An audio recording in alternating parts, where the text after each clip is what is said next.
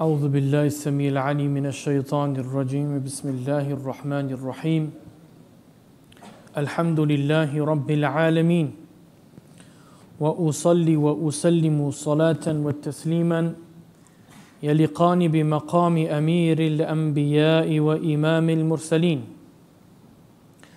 وأشهد أن لا إله إلا الله ولي الصالحين وأشهد أن سيدنا ونبينا وعظيمنا وحبيبنا محمدا رسول الله خاتم الأنبياء والمرسلين صل اللهم وسلم وبارك على هذا النبي الأمين وعلى آله وصحابته الغر الميامين أما بعد جماعة المسلمين السلام عليكم ورحمة الله وبركاته قال الله تبارك وتعالى في كتابه العزيز بعد أعوذ بالله من الشيطان الرجيم وكلا نقص عليك من أنباء الرسل ما نثبت به فؤادك وجاءك في هذه الحق وموعظة وذكرى للمؤمنين صدق الله العظيم.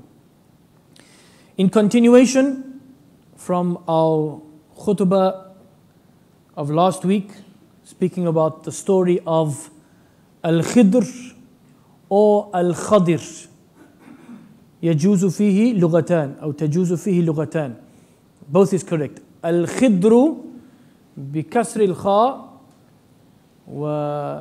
and the sukoon on the dad, kasra under the kha and the sukoon on the dad, or Al-Khadiru or fatha on the dad and afwan a fatha on the kha and a kasra under the dad, both is correct.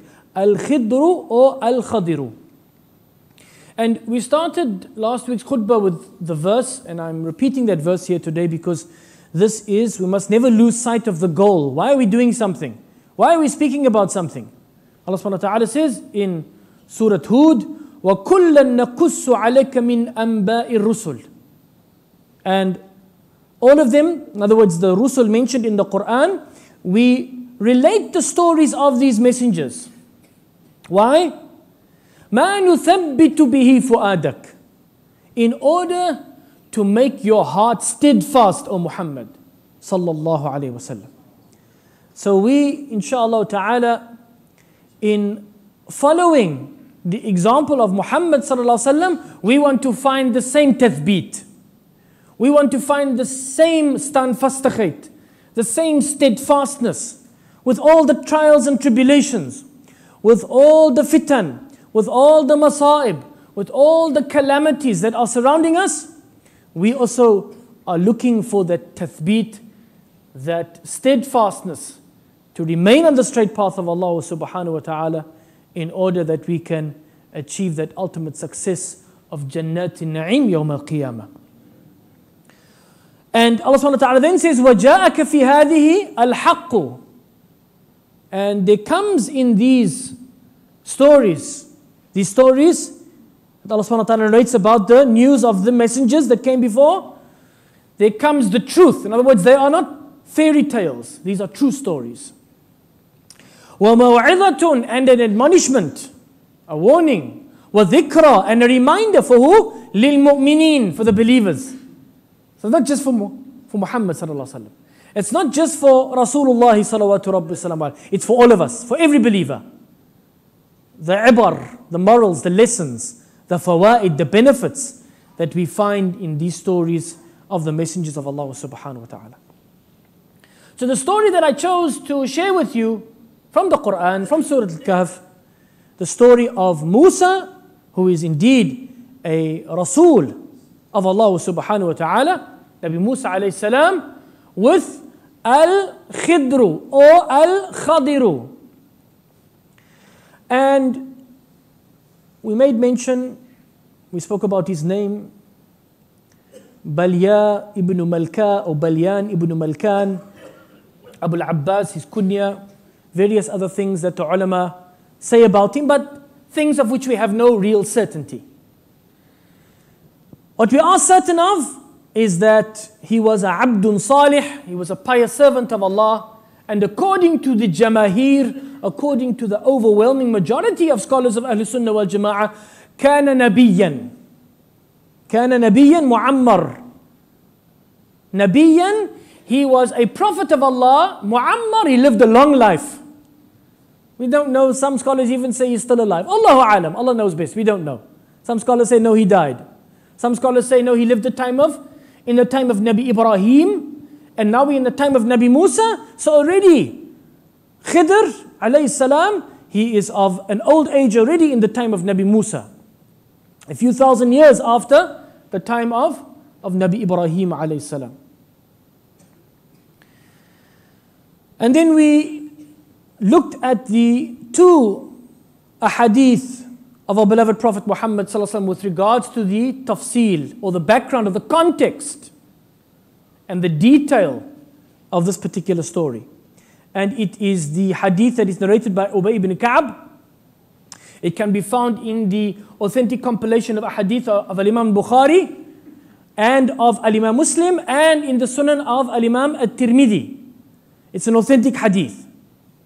And of the context which is mentioned in the hadith, it's a long hadith, so as I said last week, we're not going to go through it word for word. I'm just going to try and pick for you those important points. Inshallah ta'ala, hopefully we can find the jewels of wisdom in the prophetic words of our beloved Prophet Muhammad sallallahu alaihi wasallam. So what was the context? The context was that Nabi Musa alayhi salam was giving a khutbah one day for Bani Israel. قام خطيبا بين بني إسرائيل. And يذكرهم بأيام الله, reminding them of أيام الله, the days of Allah, meaning نعماه, reminding them of the favor of Allah on them. يا بني إسرائيل اذكروا نعمتي التي أنعمت عليكم وأني فضلتكم على العالمين. As Allah subhanahu wa ta'ala says, O children of Israel, call to mind the favor that I have bestowed upon you and that I favored you amongst all the people. So this is what we mean, or this is what Allah subhanahu wa ta'ala means. The word is actually mentioned in the Quran in another verse, that remind them bi-ayyamillah, remind them of the days of Allah, meaning the favors of Allah on you. So Nabi Musa was giving this khutbah, reminding them of Allah subhanahu wa ta'ala's favor on them.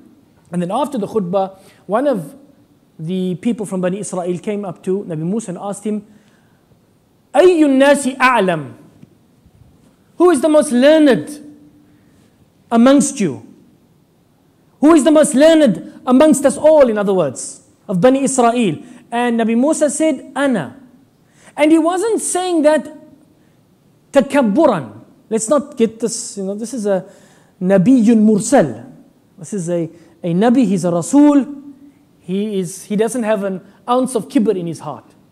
But basically what he was affirming is that with regards to the ahkam al-shar'iyyah, with regards to the legal rulings that he has received from Allah subhanahu wa ta'ala, from the Torah, fiha huda wa nur, in which there is light and there is guidance, that he is the most learned with regards to the Torah. He is the most learned with regards to the laws and commands of Allah subhanahu wa ta'ala. He's stating a fact. But Allah subhanahu wa ta'ala, He wanted to teach Nabi Musa a lesson. That's actually not the right answer, even though it's true. Even though amongst the entire Bani Israel, there is no one more learned than Nabi Musa, it wasn't for him to say ana. It wasn't for him to say I. So Allah subhanahu wa ta'ala taught him that there's in actual fact somebody that's more learned than you. The ulama afterwards, one of the fawaid, and I'll draw that one out now, one of the benefits, that when such a question is posed, like for example, an engineer, a doctor, what they call a specialist. There's nobody that is more learned than that doctor in his field, or that engineer in their field.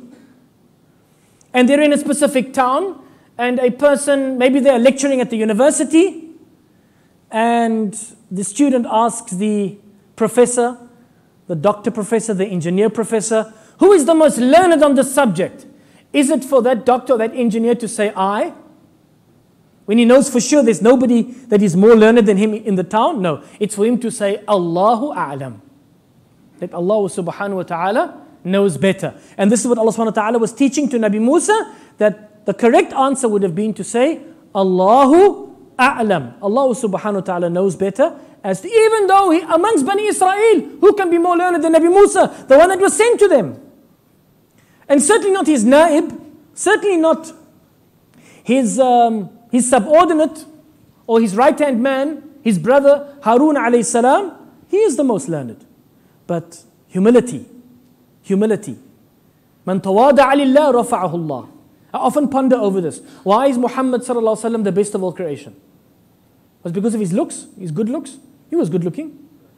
Was it because he was strong, well built? Indeed, he was strong and well built. Was it because of his kindness, his softness? Because of his justice? Because of his wisdom? No, it was because of his humility. Out of everything with which Allah subhanahu wa ta'ala could have praised our beloved Prophet Muhammad sallallahu alaihi wasallam, he praises him on his akhlaq. وَإِنَّكَ لَعَلَى خُلُقٍ عَظِيمٍ. Indeed, you're on the most exemplary model of character. And what is the most nafis? What is the most valuable trait that a human being can have in their character? It is at-tawadu', it is humility. مَنْ تَوَادَعَ لِلَّهِ رَفَعَهُ اللَّهُ. Whoever humbles themselves for the sake of Allah, Allah subhanahu wa ta'ala uplifts them and elevates them, says our beloved Prophet Muhammad sallallahu alaihi wasallam. So the more humble a person is, the more Allah subhanahu wa ta'ala uplifts them and elevates them. And therefore Muhammad sallallahu alaihi wasallam is the most elevated of the creation of Allah subhanahu wa ta'ala, because he's the humblest of Allah subhanahu wa ta'ala's creation. So going back to the story where we left off last week, and we came to the point of where Al-Khidr killed the boy. In actual fact, I mentioned that he struck him. In the hadith, it's a little bit more explicit, that he literally wrung his neck. And in the riwayah of Bukhari, literally, he pulled off his head. I mean, it's not something that we can imagine. But this is the point of the whole story. This is the point of the whole story. Right in the beginning, when Nabi Musa and Yusha bin Nun, for those that weren't here last week, please excuse me, but I have to go on with the story, otherwise we're not going to complete it. We're not going to repeat as to what we have come up till now. Except that after Allah subhanahu wa ta'ala said to him, when he said that I am the most learned of Bani Israel, and Allah subhanahu wa ta'ala spoke to Nabi Musa. Remember, Musa is Kalimullah. Allah speaks to him directly, alayhi salam. And Allah subhanahu wa ta'ala said to him, no, there is somebody more learned than you at Majma' al-Bahrain, where the Gulf of Suez meets the Gulf of Aqaba. There's a place there today, if you look on the map, it's called Ra'su Muhammad. And at that place, the Majma' al-Bahrain, where the two seas meet, there you will find somebody who is more learned than you. He says, and carry with you, fi maktalin. Maktal is a basket made of palm leaves. Carry a fish with you, and at the place where you lose the fish, that is where you will find that al-abd salih, that pious servant of mine. Those are the instructions that Allah subhanahu wa ta'ala gave to Nabi Musa. So off they went, Nabi Musa and Yusha bin Nun. And when they came to the Majma' al-Bahrain, and they rested at a certain rock, and they fell asleep, and when they woke up in the morning, and Yusha had actually seen the path that the fish had taken. The fish made its way out of the basket. In one riwayah, that this place was a place where there was a spring called Ainul Haya, the spring of life. And when the water touched the fish came alive, a mu'jiza, a miracle from Allah subhanahu wa ta'ala, and the fish made its way into the sea, saraban, like a stone that had left a trail behind it.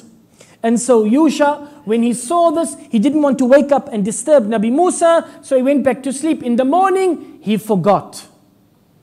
And off they went, and when they had come to a distance, a day and a night from the place where they had been, Nabi Musa said, now I am exhausted, now I am tired. And he said, bring our morning meal, meaning the fish. And so Yusha had to explain to Nabi Musa that he had forgotten the fish. وَمَا أَنْسَانِ إِلَّا الشَّيْطَانُ أَنْ أَذْكُرَ. And it was only the shaitan that caused me to forget. And what did Nabi Musa answer? ذَلِكَ مَا كُنَّا نَبْغِي. That is what we wanted. Because it's at the place where we lost the fish that we're going to find that Al-Abd al-Salih, that we're going to find that pious servant of Allah subhanahu wa ta'ala, that is more learned than me. That is more learned than me. And this just shows the humility of Nabi Musa. Immediately, obviously, he accepts. There's somebody that's more learned than him, but now he is going to go out of his way to learn that which he does not know. It reminds me of Al-Imam al-Shafi rahimahullah ta'ala when he said, كُلُّ مَزْدَدْتُ عِلْمًا زِدْتُ عِلْمًا بِجَهْلِي. He said, the more I learn, the more I realize how little I know. This is the reality of knowledge. Knowledge is like climbing into a boat on the shoreline. You can see the horizon is 11 kilometers away before the curvature of the earth hides that which is behind it. And then you get into your little boat and you row out to the sea. And the further you get away from the shore, the bigger the ocean becomes, until you cannot see the shore anymore. You cannot see the hudud of the ocean. And this is the path of the acquisition of knowledge. The more you learn, the more you realize how little you know. So they went back, they followed the athar, qasasa. Qasasa, what is qasasa? Step for step. They followed their footsteps, their footprints that they had left behind, until they came back to the place where they had lost the fish. And what did they find? They found Al-Khidr.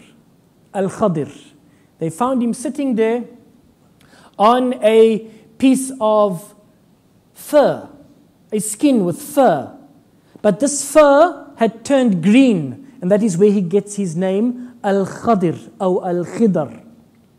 Al-Khidr or Al-Khadir. He gets his name from this because everything that he used to sit on, and in some narrations, wherever he used to pray, wherever he used to make sujood, then the place would turn, it would turn green. And so that was the place where they found him. And Nabi Musa, without going into the detail of the ayat, we need to carry on with the story. Nabi Musa asked him that he wanted him to teach him mimma ulimta rushda, that which you have been taught. That ilm al-ladunni, al-ilm al-ladunni, that knowledge that he had received directly from Allah subhanahu wa ta'ala. But the ulama say that Khidr, he didn't have direct access to the unseen. He didn't know the unseen. He only knew what Allah gave him. And this must be applied to everyone, including our beloved Prophet Muhammad sallallahu alaihi wasallam. Muhammad sallallahu alaihi wasallam, Muhammad Rasulullah, khairu khalqillah, only knew of the unseen that which Allah had given him. He didn't have direct access. He couldn't just dial up. Like we dial up to the internet. I want to know something which I don't know. It is unseen. I'm not speaking about that unseen, but it is unseen. It is unknown by me. So what do? I ask Mufti Google. I dial up. Or I connect to the Wi-Fi. No, Muhammad sallallahu alaihi wasallam didn't just dial up or connect to the unseen whenever he wanted to. He only knew of the unseen, that which Allah subhanahu wa ta'ala had given to him. قل لا أملك لنفسي نفعا ولا ضرا إلا ما شاء الله ولو كنت أعلم الغيب لاستكثرت من الخير وما مسي السوء إن أنا إلا نذير وبشير لقوم يؤمنون. Allah subhanahu wa ta'ala says, say, O Muhammad sallallahu alaihi wasallam, لا أملك لنفسي نفعا ولا ضرا. I don't possess the ability to benefit myself nor to harm myself, except that which Allah subhanahu wa ta'ala wishes for me. وَلَوْ كُنْتُ أَعْلَمُ الْغَيْبِ. And if I had known the unseen, meaning if I had had direct access to the unseen, then I would have gathered all that which is good for me. وَمَا مَسِّيَنَا السُّوء. And no harm would have come to me. Then he says, إِنْ أَنَا, in the nafiya, مَا أَنَا. He says, I am not, I am nothing. إِلَّا نَذِيرٌ, except a warner, وَبَشِيرٌ, and a bearer of glad tidings, لِقَوْمٍ يُؤْمِنُونَ, for a people who believe. Salawatu Rabbi wa salamu alayhi. So Al-Khidr, when he met Nabi Musa, he wanted to know who he was. And he said Musa. He said, Musa Bani Israel. Musa who was sent to Bani Israel. So Nabi Musa said, Naam. He said, yes, that Musa. In actual fact, when Nabi Musa greeted him, Assalamu alaikum, he said, in the land where you are from, is there salam? Is there such a greeting? Because Al-Khidr knew that he was in the land of kuffar. He was in the land of disbelievers. He was in the land of those who were associating partners in the worship of Allah. So he wanted to know, in this land that you are, and some of the ulama say that they were yatihuna fil ard, was in the area of Madain. when they had refused to go and fight the Canaanites and the Philistines. And that was surrounded by kuffar, by disbelievers. So when he met Khidr and he asked him that he wanted to learn from that which he had been taught by Allah subhanahu wa ta'ala of the unseen, he said to him, Ya Musa, inni ala ilmin min ilmi Allah, allamanihi la ta'lamuhu ant. Wa anta ala ilmin allamakahu la a'lamu. This is in the hadith, in the riwayah of Al-Imam Bukhari. He said, Oh Musa, you are on a knowledge. In other words, you have knowledge from... Oh, he said, sorry, he first said to him, he said, Ya Musa, inni ala ilmi. He said, Oh Musa, indeed I have knowledge that Allah has taught to me that you don't know. And you have knowledge that Allah has taught to you that I don't know. I think this is very important. Very important. Why? Because we live in a society that the mechanic will never ever go to the doctor and tell him how to diagnose his illness. Nor will the doctor go to the mechanic and tell the mechanic to diagnose what is wrong with the doctor's car. But when it comes to deen, everybody's a mufti. You will see when you go on Hajj. When you go on Hajj, if the Haji comes up to you and says, brother, you know, my arm is sore, man, I don't know, I got some pain here. The brother is ordinary army, is just an ordinary layperson, not a doctor. The brother will say, come, let me take you to the clinic to go ask the doctor what's wrong with your arm. But when you ask any Haji, you know, Haji, I did this in my ihram, or I went to this place and I did that. Allahu Akbar. They're the fatwa, they just start coming out of the pockets and, no, like, khalas, your Hajj is batil. No, you must come back next year. Wala hawla wala quwwata illa billah. So, yes, in Islam, and I always remind myself about this, that in Islam there's no priesthood. In Islam, there's no priesthood. There is not a... Yes, maybe you have organizations that would have members that are ulama, and I'm putting that in inverted commas because nobody can claim to be an alim. Man za'ima annahu alim fahuwa jahil. The person who claims to be an alim knows nothing, says Sayyidina Umar. But a person that has gone through a particular course of study, learning the subjects that need to be learnt in order to guide the community as to how to worship Allah subhanahu wa ta'ala, we have traditionally called them ulama. But the true alim in the eyes of Allah only, Allah knows, because Allah subhanahu wa ta'ala says, إِنَّمَا يَخْشَى اللَّهَ مِنْ عِبَادِهِ الْعُلَمَاء. That those that fear Allah most out of His servants are those who He has endowed with knowledge. So a person can be alim bi mas'ala or mas'alatain or thalathati masail or thalathi masail ila akhiri. A person can be knowledgeable of 1 issue, 2 issues, 3 issues, 100 issues, 1,000 issues, 1,000,000 issues. I mean, there was a sheikh in Medina when I was studying there, Sheikh Ahmadu, rahimahullah ta'ala. He had memorized 1,000,000 lines of didactic poetry. 1,000,000 lines of didactic poetry, meaning poetry, but poetry that is educational. In other words, he had memorized poems on aqidah, poems on fiqh, poems on hadith, poems on ulum al-hadith, poems on ulum al-Quran. And he had memorized the entire Lisan al-Arab, which is the biggest Arabic to Arabic dictionary that you can get. I don't know how many, 15, 16 volumes. He had memorized that entire book. So you can have people that know a little, people that know a lot, people that know a great amount, and at the end of the day, وَفَوْقَ كُلِّ ذِي عِلْمٍ Alim, and above everyone that knows is the all-knowing Allah subhanahu wa ta'ala. Jalla fi'ula. So, when it comes to a person that has learned or studied in a specific field, then that is the person that we must ask about that field. فَاسْأَلُوا أَهْلَ الذِّكْرِ إِن كُنْتُمْ لَا تَعْلَمُونَ. Ask those who know if you don't know. And from the beginning, Khidr, that's why Khidr said, إِنَّكَ لَن تَسْتَطِيعَ مَعِيَ صَبَرًا. You will never be able to persevere with me. Because what you have been taught and what I have been taught are completely two different types of knowledge. And these two different types of knowledge, they will never, ever, ever be able to meet. And you'll see why.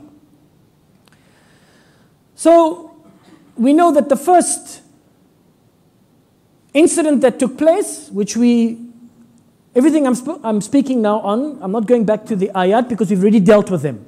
I want to go back to where we were.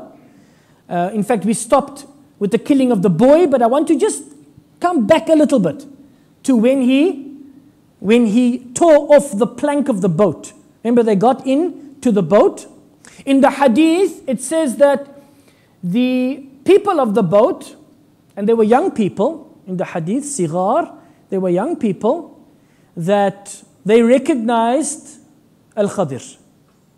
And they attributed to him the quality of being a pious servant of Allah. And for that reason, they didn't want to take muqabil. They didn't want to charge him and Nabi Musa for riding in their boat.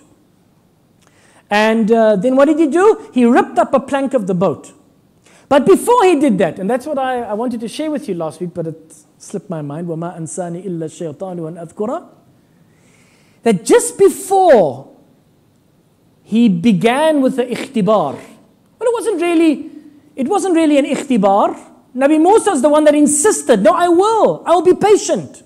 I want to learn, I will be patient.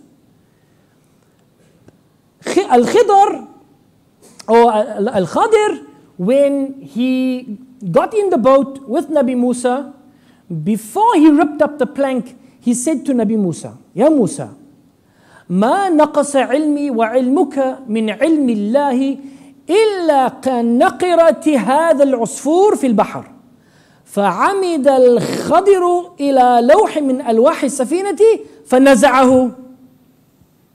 So he turned to, before he pulled the plank, before he made the hole in the boat, he turned to Nabi Musa and he said to him, Oh Musa, and I'm not going to translate this directly because then you're going to lose the meaning. The meaning, when he said, مَا نَقَصَ عِلْمِي وَعِلْمُكَ مِنْ عِلْمِنَا, because nothing can decrease the knowledge of Allah. Literally translated is, my knowledge and your knowledge together does not decrease the knowledge of Allah. That's the direct translation, but it's the incorrect meaning. The meaning is, my knowledge and your knowledge in comparison to the knowledge of Allah. Because what they saw was there was a little sparrow that came and it perched itself on the end of the boat and it took a sip or it dipped its beak into the ocean. And when he saw this, Al-Khadir, he said to Musa, my knowledge and your knowledge in comparison to the knowledge of Allah is nothing like the dipping of the beak of the sparrow into this ocean. So in other words, he was trying to prepare Nabi Musa for what he was going to see. That what he was going to see, remember Nabi Musa, he has been taught the al-ahkam al-shar'iyya, the legal rulings. If'al la taf'al. Do this, don't do that. Whereas the knowledge of Al-Khadir is a knowledge that comes directly from Allah subhanahu wa ta'ala, that based on the knowledge of Nabi Musa alayhi salam is not going to understand. And so now let us go back to the verses. وَأَمَّا السَّفِينَةُ أَمَّا السَّفِينَةُ فَكَانَتْ لِمَسَاكِينَ يَعْمَلُونَ فِي الْبَحْرِ. Oh, that's often, that's in the explanation. Let us go back. فَانْطَلَقَا حَتَّى إِذَا رَكِبَ فِي السَّفِينَةِ خَرَقَهَا. So they set out until they embarked on the ship, and Al-Khadir, he tore up a plank of the ship. He tore it open. Nabi Musa asked, قَالَ أَخَرَقْتَهَا لِتُغْرِقَ أَهْلَهَا. Are you tearing it up in order to cause its people to drown? لَقَدْ جِئْتَ شَيْئًا إِمْرًا. Indeed, you have done a grave thing. Imra. Imra, you'll see how it increases. Imra.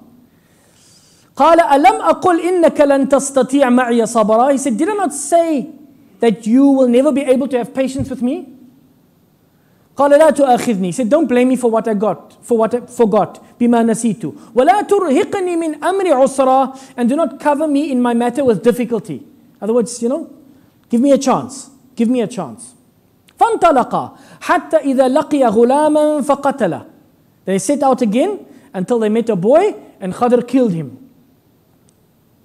قال أقتلت نفسا زكية بغير نفس لقد جئت شيئا نكرا. The first time, imra. Now nukra. He said, have you killed a pure soul have you killed a pure soul بغير نفس, without that soul having taken the life of another soul? Indeed, you have brought a deplorable thing. Imra nukra. He's not done something even worse. قال ألم أقل لك. You see how he increases that as well. First he said, ألم أقل إنك. Now he says, ألم أقل لك. Did I not say to you that you will never be able to have patience with me? قال إن سألتك عن شيء بعد فلا تصاحبني قد بلغت من لدني عذرا. So Nabi Musa, he basically says, okay, you've given me 2 chances. If I ask you about anything after this, then do not keep me as your companion. Do not keep me as your student. Indeed, you have obtained from me an excuse. In other words, you've obtained from me an excuse to leave me. Khalas, just give me one more chance. That's coming from Nabi Musa himself. فانطلق حتى إذا أتيا أهل قرية استطعما أهلها فأبوا أن يضيفوهما فوجد فيها جدارا يريد أن ينقض فأقام قال لو شئت لاتخذت عليه أجرا. Then they went on until they came to the people of a town and they asked its people for food. The Arabs have a saying, أصدق السؤال طلب الطعام. There is no question or request more sincere than asking for food. If a person asks for food, then we should give to them. We shouldn't even hesitate. If they ask for money, then sometimes we ask ourselves, what are they going to do with the money? Although some ulama say we should at least give something. And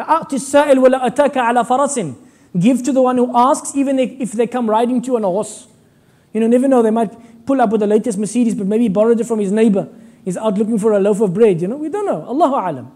But just ala qadr al-haja. We must give in terms of, if the person is completely intoxicated or whatever, then obviously we will rather not give money, but at least give some food. But if somebody asks for food, then you must know that this people is in genuine need of that food. أصدق السؤال طلب الطعام. The most sincere of requests is the request for food. So they asked the people of this town for food and to grant them hospitality, and they refused.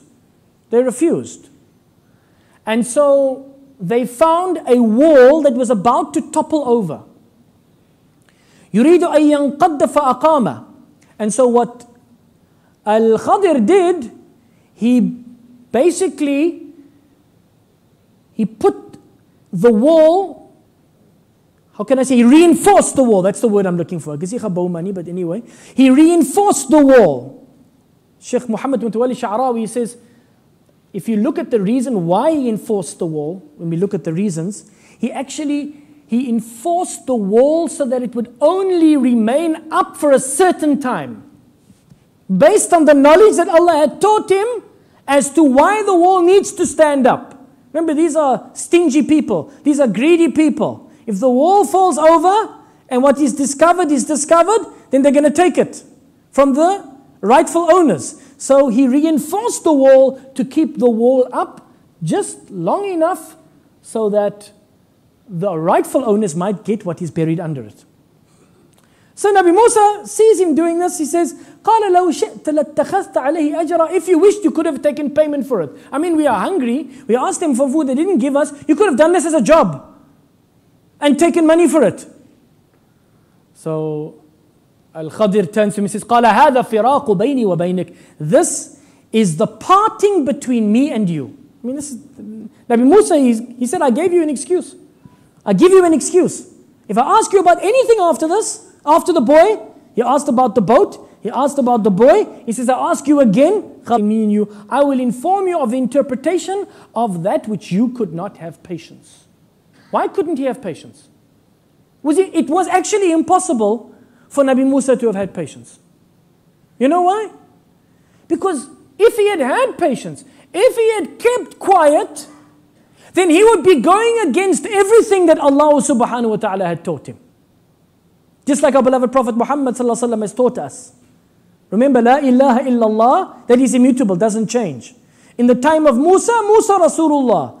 وَلِكُلٍّ جَعَلْنَا مِنْكُمْ شِرْعَةً وَمِنْهَاجًا. He was the law and the way. Muhammad sallallahu alaihi wasallam comes as the last and final messenger. He completes that law and that way. And just like Nabi Musa, who was enjoined with the legal rulings, do this, don't do that, so our beloved Prophet Muhammad sallallahu alaihi wasallam was enjoined with the same methodology. And what is that? إِذَا رَأَ أَحَدٌ مِّنكُمُ الْمُنْكَرًا فَلْيُغَيِّرُهُ بِيَدِهِ وَإِن لَّمْ يَسْتَطِعْ فَبِلِسَانِهِ وَإِن لَّمْ يَسْتَطِعْ فَيُنْكِرُهُ بِقَلْبِهِ وَهَذَا أَضْعَفُ الْإِيمَانِ. Our beloved Prophet sallallahu alaihi wasallam says, if any of you see an evil being committed, then stop it with your hands. And if you can't, then I think Al-Khadir was too fast for Nabi Musa. He couldn't stop him in time. He wasn't expecting it. You know, we make that excuse for Nabi Musa. But if you're not able to stop it with your hands, then speak out against it. And if you're not able to speak out, then hate it with your heart. But that's the weakest form of Iman. Nabi Musa, the weakest form of Iman? La, Nabiyyun Mursal. A prophet and messenger of Allah subhanahu wa ta'ala. So he had to speak out. It was impossible for him to persevere in that. And this is the manhaj that we are on. That same manhaj of Nabi Musa, shir'atan wa minhaja, completed and perfected by Muhammad sallallahu alaihi wasallam, shir'atan wa minhaja, that is nahkum bil-zahir. We don't have the knowledge that was given to Al-Khadir. Just like Nabi Musa didn't have it. And so we can only judge on what we see. We can't think, okay, I'm not going to interfere. Let the scholi rob the lady. Maybe that thing which she has with her is going to bring detriment to her. Can we do that? La wallah, we can't do that. We see somebody's about to hurt somebody else, but maybe if that person is hurt or if they are killed even, maybe it'll be better for their family. Maybe, we don't know, maybe he's a drug addict and he's stolen all his parents' money. Do we enter into that field? Do we enter into that world? Wallahi, we don't even knock on the door. Only Allah subhanahu wa ta'ala knows. So nahkum bil-zahir. We can only judge on what we see. If we see evil, we stop it with our hands. If we can't, speak out against it with our tongues. If we can't, hate it with our hearts. But that's the weakest form of Iman. So now Al-Khadir is now going to explain to him. Al-Khadir is not upset. Nabi Musa is the one that said, if I ask you again, then, get rid of me as a student. So Al-Khadir, with all the adab, with all the etiquette, he says to him, so this is the parting between us. You can't be my student. I can't be your teacher. But I will give you the interpretation of what you didn't have patience. Our beloved Prophet Muhammad sallallahu alaihi wasallam, in the hadith, he says, if only Musa had persevered, لَرَأَ عَجَبًا. He would have seen amazing things. It was almost like the Prophet ﷺ was saying, that if he had persevered, then we would have discovered things that would have blown our minds, that would have been so amazing and surprising to us. So he gave him the first interpretation. We have run out of time, so I'm going to just go through the translation. As for the ship, it belonged to poor people working at the sea. But Nabi Musa couldn't have known that. And Al-Khadir only knew it because Allah subhanahu wa ta'ala had taught him that portion of the unseen. So as for the ship, it belonged to poor people working at the sea. So I intended to cause a defect in it, as there was a king after them who seized every good ship by force. Ghazban. Ghazban, not sariqatan. That could be done, stolen could be done, behind their backs. Like they go maybe put the boat in the mooring and in the morning they find it stolen. No, ghazban. The king would send out his soldiers to stop the boats as they came past, and to literally take the boats by force. Perhaps tipping the people into the river, into the lake, or to the sea, wherever they were. So ghazban. So for that reason, he says, I wanted to cause a defect in it so that they would leave it. And then the poor people could just get a little piece of wood. In the hadith it says, khashabatan, just a piece of wood, couple of nails, and they could fix their boat and they would still have it. As for the boy, his parents were believers. And we feared that he would overburden them by transgressing against them and being a disbeliever. So we wanted and we intended that their Lord should substitute for them one better in purity and nearer to mercy. But Nabi Musa could never have known that. And as you're sitting here, I want you to just think of how many things happen in our community, and we wonder, why did that happen to that family? The parents are so pious. How come that happened to their child? Allahu a'lam mimma la na'lam. Allah subhanahu wa ta'ala knows that which we do not know.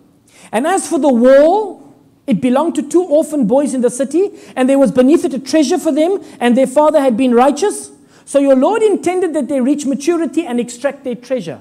That's why I only reinforced the wall for the period of time where the 2 orphans would be of age, that if the wall fell over, then they could claim that which is rightfully theirs. So your Lord intended that they reach maturity and extract their treasure as a mercy from your Lord, and I did not do it of my own accord. He said, I did not do it. وَمَا فَعَلْتُهُ عَنْ أَمْرِي. I didn't do it from myself. He says that is the interpretation. ذَلِكَ تَأْوِيلُ مَا لَمْ تَسْطِعْ عَلَيْهِ صَبَرًا. First تَسْتَطِعْ. You see all the time. إِمْرَا نُكْرَا. إِنَّكَ لَمْ أَقُلْ إِنَّكَ أَلَمْ أَقُلْ لَكَ. So there's an increase every time. So right at the end he says, ذَلِكَ تَأْوِيلُ مَا لَمْ تَسْطِعْ عَلَيْهِ. So this is what you would, in other words, what you would never ever have been able to persevere on. These are the things. And that is the end of the story. Jama'at al-Muslimin, how do we apply this to our daily lives? Allah subhanahu wa ta'ala says in the Holy Quran, in Surah Al-Hadid, مَا أَصَابَ مِن مُصِيبَةٍ فِي الْأَرْضِ وَلَا فِي أَنفُسِكُمْ إِلَّا فِي كِتَابٍ مِّن قَبْلِ أَن نَّبْرَأَهَا إِنَّ ذَلِكَ عَلَى اللَّهِ يَسِيرٌ لِكَيْ لَا تَأْسَوْا عَلَى مَا فَاتَكُمْ وَلَا تَفْرَحُوا بِمَا آتَاكُمْ وَاللَّهُ لَا يُحِبُّ كُلَّ مُخْتَالٍ فَخُورٍ. صدق الله العظيم. Nothing will afflict you in the earth or within yourselves except that it's written in a book before it is revealed, before it is made manifest. Indeed, that is easy for Allah. In order that you should not, لِكَيْ لَا تَأْسَوْا عَلَى مَا فَاتَكُمْ. In order that you should not be sorry over that which you have lost. وَلَا تَفْرَحُوا بِمَا آتَاكُمْ. Nor should you be boastful about what you have gained. In other words, you lost it because Allah took it away from you. And you gained it because Allah gave it to you. And Allah loves not every mukhtalin fakhur, a person that thinks a lot of themselves and looks down upon others. So Jama'at al-Muslimin, we're living in difficult times. We're living in confusing times. The Muslimin, the Ummah is bleeding in many parts of the world. The Ummah is at its weakest, probably in the history of Islam. But Allah subhanahu wa ta'ala has a plan. Things are happening because Allah subhanahu wa ta'ala huwa ala kulli shay'in qadir. He has power over all things. And just like Allah subhanahu wa ta'ala له معقبات من بين يديه ومن خلفه يحفظونه من أمر الله. Allah subhanahu wa ta'ala says for him they are angels. Allah has assigned to us angels that are protecting us by His command, the command of Allah subhanahu wa ta'ala. So just like we see Allah subhanahu wa ta'ala protecting us, so Allah subhanahu wa ta'ala has other soldiers. وَمَا يَعْلَمُ جُنُودَ رَبِّكَ إِلَّا هُ. Nobody knows the soldiers of Allah except Him, with which Allah subhanahu wa ta'ala is testing us. Allah subhanahu wa ta'ala save us from all the calamities of this life and the punishment of the year after. But we must never lose hope in Allah subhanahu wa ta'ala. But instead, we must be conscious and mindful of Allah. The story is supposed to, and it will, if we are sincere, it will make our hearts steadfast. That if we walk the straight path of Allah subhanahu wa ta'ala, then Allah subhanahu wa ta'ala, as true believers, will only grant that for us which is good. And I end with the hadith of our beloved Prophet sallallahu alaihi wasallam. قال رسول الله صلى الله عليه وسلم عجبا للمؤمن أمره كله خير. Amazing is the matter of the believer. His entire matter is good for him. إذا أصابته السراء أو إذا أصابه السراء شكر فكان خيرا له. If something good happens to him, he shows gratitude, and it's good for him. وَإِنْ أَصَابَهُ الضَّرَّاء. And if some detriment happens to him, sabr, he's patient and persevering, فَكَانَ خَيْرًا لَهُ. And it is also good for him. May Allah subhanahu wa ta'ala make us of the true believers. May Allah subhanahu wa ta'ala choose and decide for us. May Allah subhanahu wa ta'ala guide us to all that which is pleasing to Him and that which is beneficial to us, and keep us from all that which is displeasing to Him and therefore detrimental and harmful to us. And keep us on that straight path. إلى جنات النعيم وآخر دعوانا عن الحمد لله رب العالمين والسلام عليكم ورحمة الله وبركاته.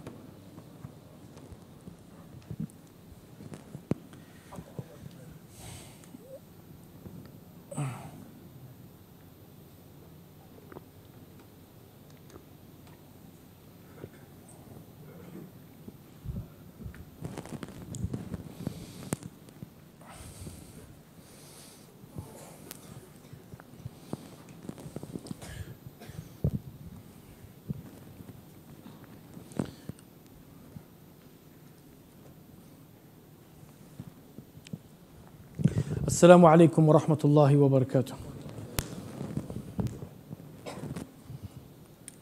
الله أكبر الله أكبر الله أكبر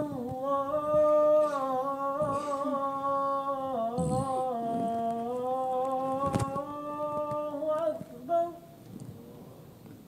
أشهد أن لا إله إلا الله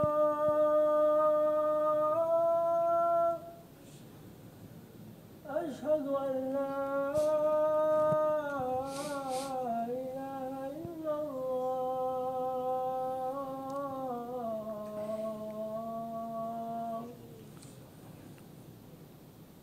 أشهد أن محمدا رسول الله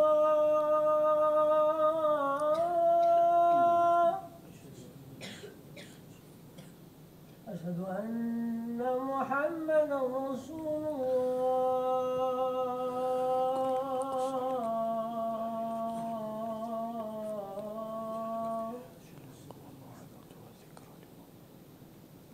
حي على الصلاة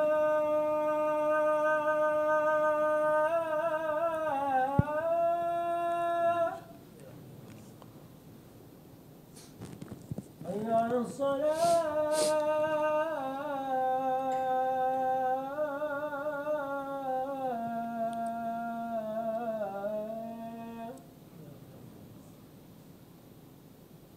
حي على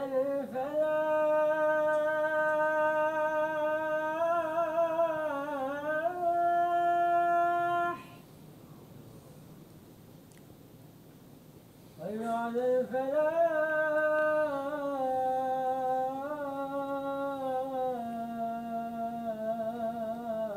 الفلاح الله أكبر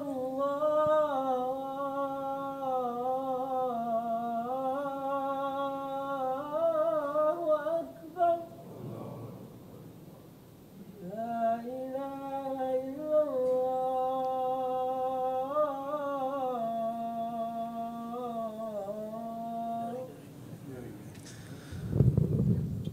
الحمد لله رب العالمين يا رب. يا رب يا ستار العيوب استر عيوبنا. يا رب يا غفار الذنوب اغفر ذنوبنا. يا رب يا مفرج الكروب فرج كروبنا. يا رب يا علام الغيوب قنا شر ما أهمنا وغمنا.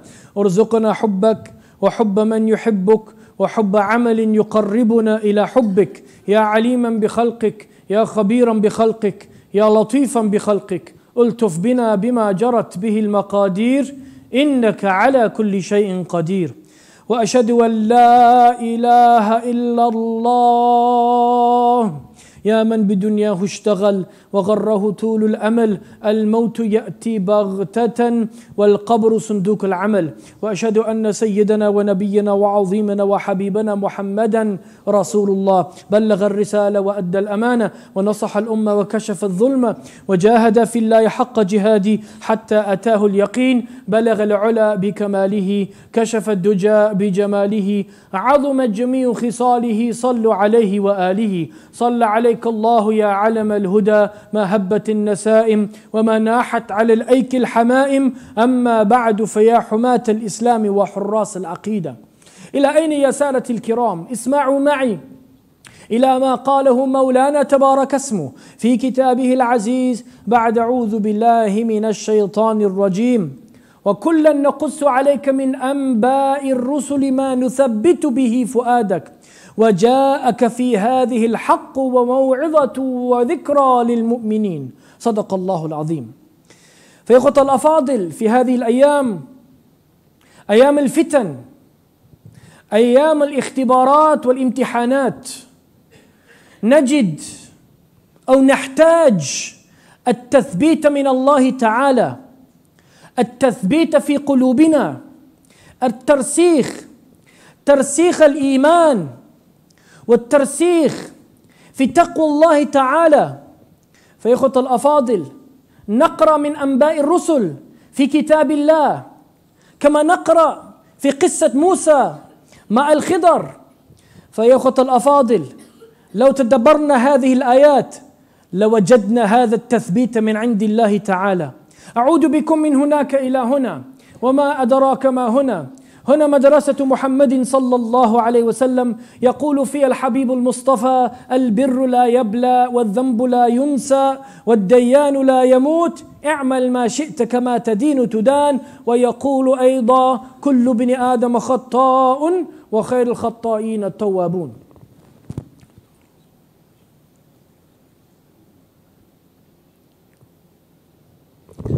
الحمد لله رب العالمين، وأشهد أن لا إله إلا الله ولي الصالحين، وأشهد أن سيدنا ونبينا وعظيمنا وحبيبنا محمدا رسول الله خاتم الأنبياء والمرسلين.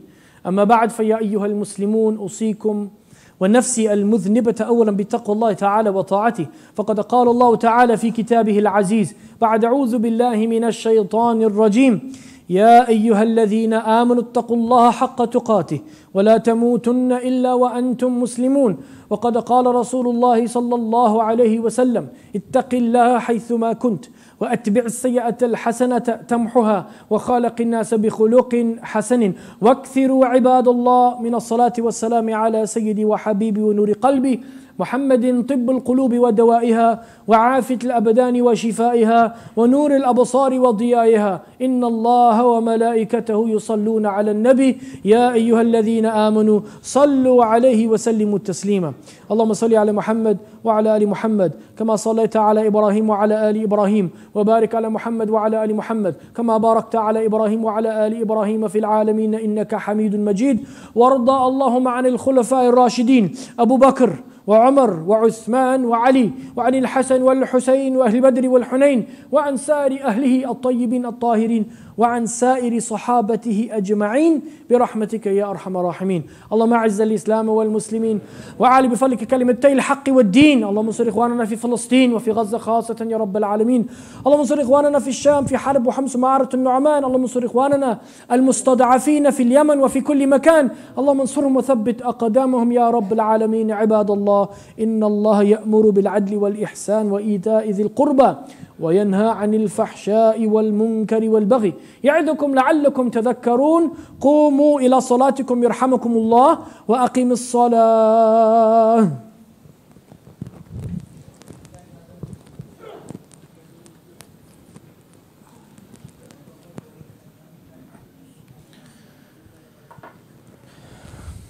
الله أكبر الله أكبر، أشهد أن لا إله إلا الله، أشهد أن محمدا رسول الله.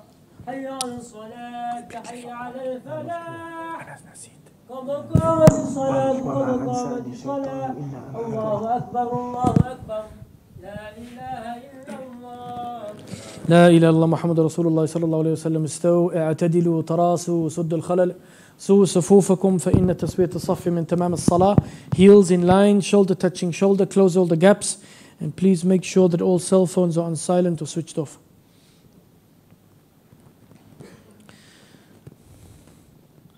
اللهم أحسن وقوفنا بين يديك ولا تخزنا يوم العرض عليك. نستغفرك ونتوب إليك. صلى الله عليه وسلم. أعوذ بالله من الشيطان.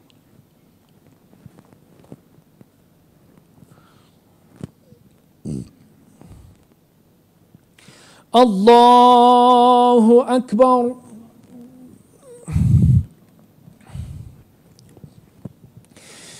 بسم الله الرحمن الرحيم الحمد لله رب العالمين الرحمن الرحيم مالك يوم الدين إياك نعبد وإياك نستعين اهدنا الصراط المستقيم صراط الذين أنعمت عليهم غير المغضوب عليهم ولا الضالين.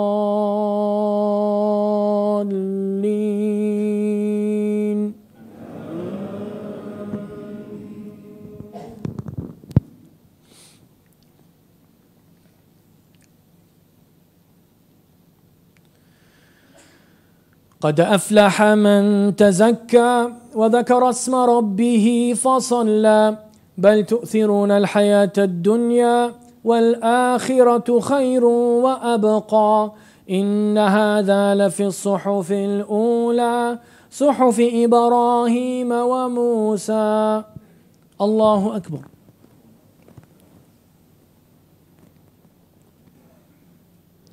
سمع الله لمن حمده. الله أكبر.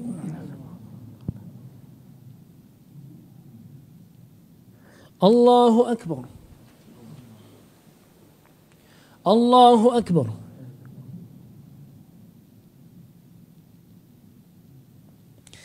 الله أكبر. بسم الله الرحمن الرحيم الحمد لله رب العالمين الرحمن الرحيم مالك يوم الدين إياك نعبد وإياك نستعين اهدنا الصراط المستقيم صراط الذين أنعمت عليهم غير المغضوب عليهم ولا الضالين.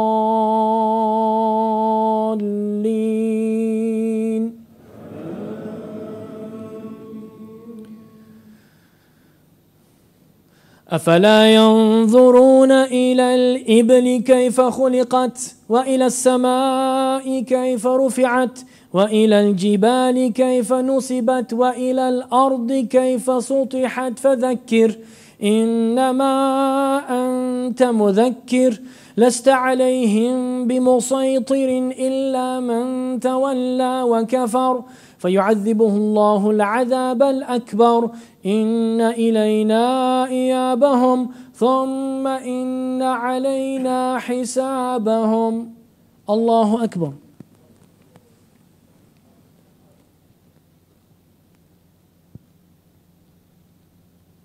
سمع الله لمن حمده. الله أكبر.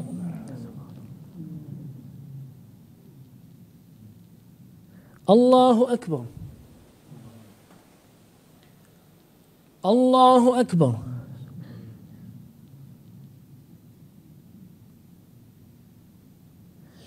الله أكبر.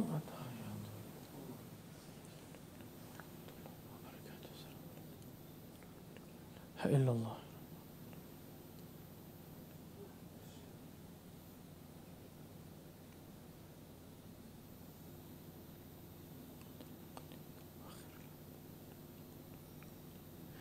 السلام عليكم ورحمة الله. السلام عليكم ورحمة الله. نستغفر الله العظيم نستغفر الله العظيم نستغفر الله العظيم التواب الرحيم الذي لا إله إلا هو الحي القيوم ونتوب إليه ونسأله التوبة والمغفرة إنه هو التواب الرحيم. بسم الله الرحمن الرحيم. اللهم أنت السلام منك السلام تبارك يا ذا الجلال والإكرام. سمعنا وأطعنا غفرانك ربنا وإليك المصير ولا حول ولا قوة إلا بالله العلي العظيم. ربنا ظلمنا أنفسنا وإن لم تغفر لنا وترحمنا لنكونن من الخاسرين. اللهم عليك توكلنا وإليك نبنا وإليك المصير. وصلى الله